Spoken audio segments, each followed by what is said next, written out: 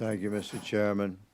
You're always gracious. I had a question, Doctor, and perhaps all you gentlemen can address this regarding, connected to our earlier conversation regarding new technologies.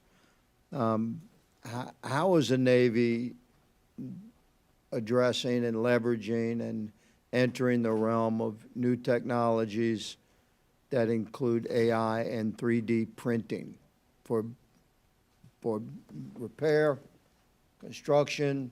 It's a fascinating new realm, and it's important that we embrace it. And my question for follow-up was going to be that. So if each of you could perhaps address that. Yeah, first, from an additive manufacturing perspective, I will tell you that a lot of that work with the SIB and the MIB that we talk about, the advanced manufacturing piece of that is us leaning into additive. One of our next SSGN availabilities will have 33 additively manufactured parts. So I think we're making good progress there to try to lean into that.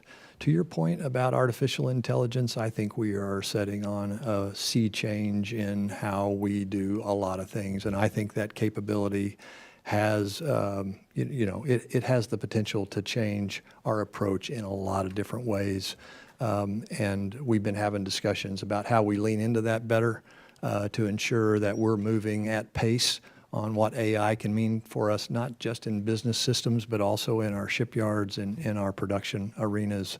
Quite frankly, we haven't leaned into that enough yet, but having a lot of discussion about the impacts positively that can make. Yes, Over. sir, Admiral. Yes, sir. I would say AI is galvanizing our fleet. Every domain uses AI in some form or another in its combat systems or weapon systems or navigation and command and control systems. We have a partnership, a trilateral partnership as part of AUKUS Pillar 2 on AI mechanisms through combat systems. And then on the process side, in our maintenance, as we do our perform to plan on our maintenance to improve our surface ship and submarine maintenance, we see big promise with artificial intelligence and helping us navigate through the processes so that we can make improvements there. Sir, General. Thank you for the question, sir. I'll tell you, I'd like to start with the additive and advanced manufacturing part first and then go to the artificial intelligence. And I will tell you that one of the hardest things about requirements for the United States Marine Corps is to be expeditionary, and the opportunity to 3D print parts at the forward edge is tremendous and tremendous value added. So we are working hard. We have got additive manufacturing capabilities at the aviation combat element, at the intermediate level. We've also got them in our marine logistics groups. We just need to kind of tip the curve to really start to use those based on data rights and the ability to use those in specific components for some of our more complex systems. We're all about that, and we see the value added, so we're leaning into that, sir.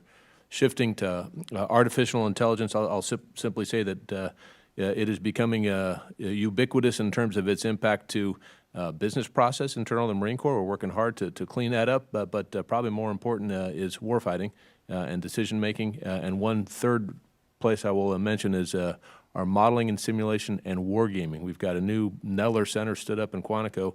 We're working through the software that's going to underpin it, and it's actually going to enable us to use artificial intelligence to wargame with physics-based models at velocity, at speed, to inform our resource investments, and that's another exciting opportunity. So it's coming, sir. We're using it.